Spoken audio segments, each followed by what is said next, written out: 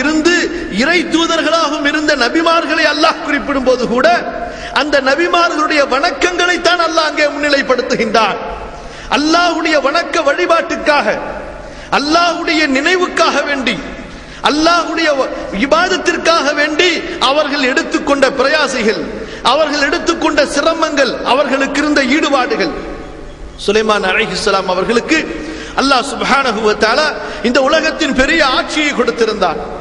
இது உரித அலைஹி பில் அஷிய் ஸாஃபினாத்துல் ஜியாத், குதிரை படைகள் அவர்களுக்கு அலங்கரிக்கப்பட்டு மாலை நேரத்திலே காட்சிக்கு வைக்கப்படுகின்றன.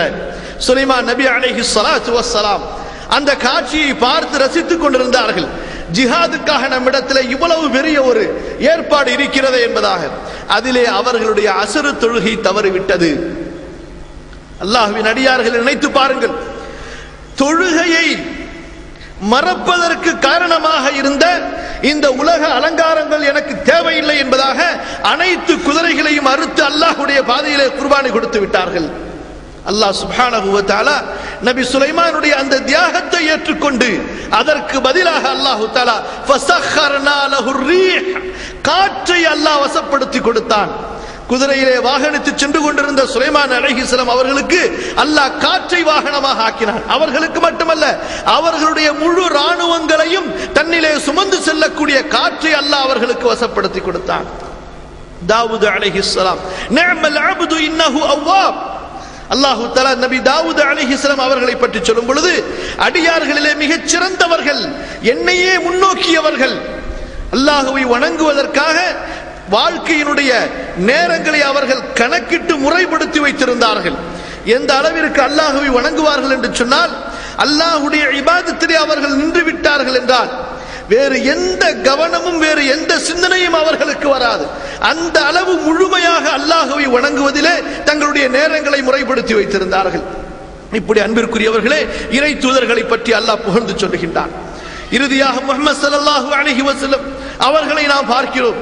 அல்லாஹ் சுப்ஹானஹு வ தஆலா எப்படி அவர்களுக்கு கட்டளையிட்டானோ, அவர்களுக்கு எப்படி அல்லாஹ் தஆலா ஷரீஅத்தை கொடுத்தானோ, அந்த ஷரீஅத்தினுடைய சட்டங்களை எப்படி பேணினார்களோ, அல்லாஹ்வுடைய இபாதத்தை அதுபோன்று பேணினார்கள். அல்லாஹ்வை வணங்குவதிலே தனது வாழ்க்கையின் பெரும் பகுதியை கழித்தார்கள். ஆயிஷா ரலியல்லாஹு அன்ஹா அறிவிக்கின்றார்கள், அல்லாஹ்வுடைய தூதர் ஸல்லல்லாஹு அலைஹி வஸல்லம் இரவிலே நின்று வணங்குவார்கள், அவர்களுடைய பாதங்கள் வீங்கிவிடும். நான் கேட்பேன் அல்லாஹ்வின் தூதரிடத்திலே, அல்லாஹ்வின் தூதரே, அல்லாஹ் உங்களுடைய முன்பின் பாவங்களை எல்லாம் மன்னித்திருக்கின்றானே, நீங்கள் இப்படி சிரமப்பட்டுக் கொள்கிறீர்களே? அல்லாஹ்வுடைய தூதர் ஸல்லல்லாஹு அலைஹி வஸல்லம் பதில் தருவார்கள், அஃபலா அகூன அப்தன் ஷகூரா, நன்றி உள்ள ஒரு அடியானாக நான் ஆக வேண்டுமே. அல்லாஹ் சுப்ஹானஹு வ தஆலா ரசூலுல்லாஹி ஸல்லல்லாஹு அலைஹி வஸல்லம் அவர்களுக்கு சொல்லுகின்றான், ஃபஸப்பிஹ் பிஹம்தி ரப்பிக் வ கும் மினஸ் சாஜிதீன் வஅபுத் ரப்பக ஹத்தா யஅதியகல் யகீன். நபியே, உம்முடைய இறைவனின் புகழை துதிப்பீராக, உமது இறைவனை புகழ்ந்து அவனை நீங்கள் தஸ்பீஹ் செய்யுங்கள். சுப்ஹானல்லாஹி வ பிஹம்தி வ கும் மினஸ் சாஜிதீன், சுஜூது செய்பவர்களில் நீங்களும் சேர்ந்து விடுங்கள். அல்லாஹ்விற்கு வணக்க வழிபாடுகளிலேயே பிடித்தமான வணக்க வழிபாடு தொழுகை. இந்த தொழுகையிலேயே அல்லாஹ்விற்கு பிடித்தமான நிலைமை அடியான் சுஜூதிலே இருப்பது. உச்சக்கட்ட பணிவை, பணிவின் எல்லையை அல்லாஹ்விற்கு வெளிப்படுத்தக்கூடிய ஒரு நிலைப்பாடு இருக்கிறது என்று சொன்னால், அல்லாஹ் படைத்த இந்த உடலில் சிறந்த பகுதியான முகத்தை, உயர்ந்த பகுதியான இந்த தலையை மண்ணிலே சாய்த்து விடுவது. யா அல்லாஹ், உனக்கு முன்பு நான் பணிந்து விட்டேன், நான் உன்னுடைய அடிமை, எனக்கென்று பெருமை கிடையாது, எனக்கென்று எந்த உயர்வும் கிடையாது, உனக்கு முன்பு நீ படைத்த அடிமை, உன்னுடைய கட்டளைக்கு நான் கட்டுப்பட்டு விட்டேன். யா அல்லாஹ், எது உனக்கு பிடிக்குமோ அது எனக்கு பிடிக்கும், உன்னுடைய அப்து, நான் முழுமையாக உனக்கு முன்பு சரணடைந்து விட்டேன் என்று தன்னுடைய பணிவை வெளிப்படுத்தக்கூடிய அந்த காட்சிதான், அந்த நிலைமைதான் சுஜூத். அல்லாஹ்வுடைய தூதர் ஸல்லல்லாஹு அலைஹி வஸல்லம் ஆகவே தான் சொன்னார்கள், அக்ரபு மா யகூனுல் அப்து மிர் ரப்பிஹி, ஒரு அடியான் தனது ரப்புடனே நெருக்கமாக இருக்கக்கூடிய நேரம் வஹுவ சாஜித், அவன் சுஜூதிலே இருக்கக்கூடிய நேரம். ஃபஅக்ஸிரு ஃபீஹி மினத் துஆ, அந்த சுஜூதிலே அல்லாஹ்விடத்திலே நீங்கள் பிரார்த்தனையை அதிகமாக கேளுங்கள், துஆவை அதிகமாக கேளுங்கள். சுப்ஹானல்லாஹ் சுப்ஹான ரப்பியல் அஅலா ரப்பிக்ஃபிர்லி, சுப்ஹான ரப்பியல் அஅலா ரப்பிர்ஹம்னி. இன்னும் எத்துணை துன்யா ஆகிரத்துடைய தேவைகள் நமக்கு இருக்குமோ அந்த தேவைகளை எல்லாம் அல்லாஹ்விடத்திலே கேட்டு பெறுவதற்கு அல்லாஹ் கொடுத்த சிறந்த நிலைமைதான் சுஜூதுடைய நிலைமை. அக்ரபு மா யகூனுல் அப்து மின் ரப்பிஹி வ ஹுவ சாஜித். அல்லாஹ் சுப்ஹானஹு வ தஆலா ரசூலுல்லாஹி ஸல்லல்லாஹு அலைஹி வஸல்லம் அவர்களுக்கு சொல்கின்றான், வ குன் மினஸ் சாஜிதீன். நபியே, சுஜூதிலே நீங்கள் சேர்ந்து விடுங்கள், சுஜூது செய்பவர்களுடனே நீங்கள் சேர்ந்து விடுங்கள்.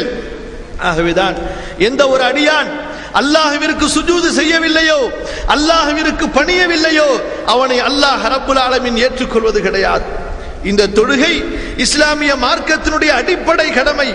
அல்லாஹ் சுப்ஹானஹு வ தஆலா எத்துணை இறை தூதர்களை இந்த பூமியில் இறக்கினானோ அந்த எல்லா இறை தூதர்களுடைய மார்க்கத்திலும் இந்த தொழுகையை முதல் கடமையாக ஆக்கினார். இந்த தொழுகை என்பது நமக்கு மட்டும் கடமையாக்கப்பட்ட வணக்கம் அல்ல. இந்த பூமியிலே இறக்கப்பட்ட முதல் மனிதரிலிருந்து தொடர்ந்து அல்லாஹ் சுப்ஹானஹு வ தஆலா எத்துணை இறை தூதர்களை அனுப்பி வந்தானோ அந்த எல்லா இறை தூதர்களுடைய மார்க்கத்திலும் முதலாவது கடமை எதுவென்று சொன்னால், ஷஹாதாவிற்கு அடுத்து லா இலாஹ இல்லல்லாஹுவிற்கு அடுத்து அந்த லா இலாஹ இல்லல்லாஹுவை செயல்படுத்தி காட்டும் விதமாக அதனுடைய சாட்சியாக அல்லாஹ் ஆக்கியது தொழுகை தான். மூசா அலைஹிஸ்ஸலாம் அவர்களுக்கு அல்லாஹ் நபித்துவத்தை கொடுக்கின்றான். தூர் மலையிலே அவர்களை அழைத்து, இன்னனி அனல்லாஹ் லா இலாஹ இல்ல அன ஃபஅபுத்னி, வணக்கத்திற்குரியவன் என்னை தவிர வேறு யாரும் இல்லை. மூசா, நீ என்னை வணங்க வேண்டும். ஃபஅபுத்னி, என்னை வணங்க வேண்டும். லா இலாஹ இல்லல்லாஹ் என்பதை நபி மூசா அலைஹிஸ்ஸலாத்து வஸ்ஸலாம் அவர்களுக்கு அல்லாஹ் கற்றுக் கொடுத்து அல்லாஹ் கூறிய முதல் கட்டளை என்ன? ஃபஅபுத்னி, மூசா நீ இனிமேல் என்னை வணங்க வேண்டும், என்னுடைய இபாதத்தை செய்ய வேண்டும்.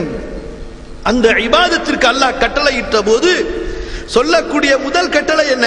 வஅகிமிஸ் ஸலாத லிذிக்ரி, தொழுகையை நீ நிலைநிறுத்து, என்னுடைய நினைவு வருவதற்காக, என்னுடைய நினைவு உன்னுடைய உள்ளத்தை ஆக்கிரமித்துக் கொள்வதற்காக, உனது உள்ளத்திலே என்னுடைய நினைவு நிலைத்திருப்பதற்காக நீ தொழுகையை நிலைநிறுத்து. வஅகிமிஸ் ஸலாத லிذிக்ரி.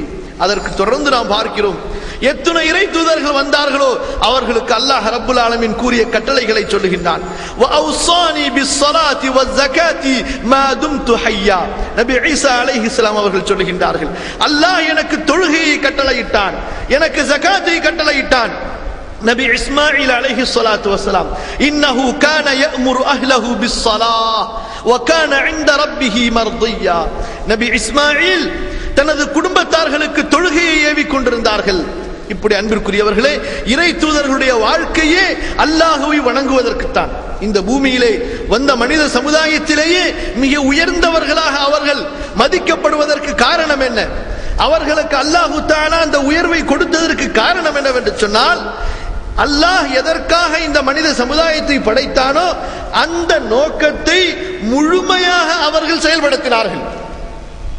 மற்ற மனிதர்களை பார்க்கிலும் இறை தூதர்களுக்கு அல்லாஹ் கொடுத்த சிறப்பு எதற்காக வேண்டி?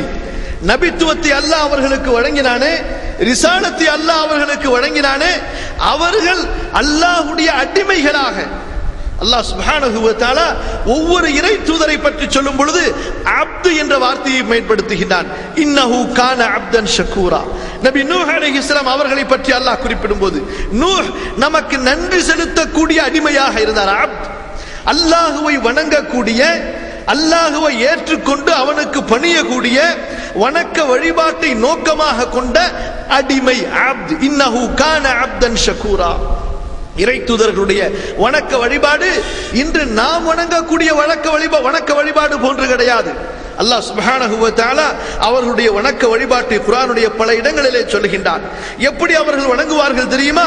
உலாயிகல்லதீன அன்அம அல்லாஹு அலைஹிம் மினன் நபிய்யீன் மின் ذُرِّيَّةِ آدَمَ ومن ذُرِّيَّةِ إبراهيم وإسرائيل وممن هدينا واجتبينا إذا تتلى عليهم آيات الرحمن خروا سجدا وبكيا. அல்லாஹ் கூறுகின்றான், இதோ அல்லாஹ்வின் அற்கொடை பெற்றவர்கள், அல்லாஹ்வுடைய நிஅமத்தை பெற்றவர்கள் யார்? அவர்கள் நபிமார்கள்.